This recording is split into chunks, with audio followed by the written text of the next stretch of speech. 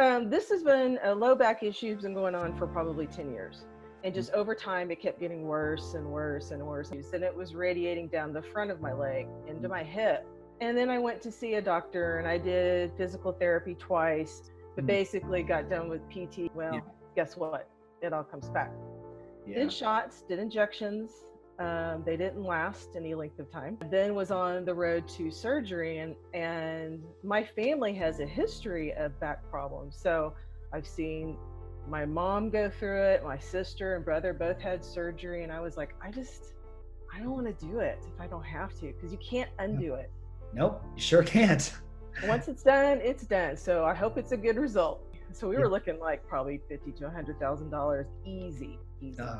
For that surgery. And they wanted to do fusion, and I was like, everything I heard about fusion was you become a repeat customer. So 10 years later, you have to have another one and then another one. Man, I don't want to live that way. So I watched some of your videos, did a little research, and said, I want to give this a shot. It's cheaper than surgery. And what do I have to lose?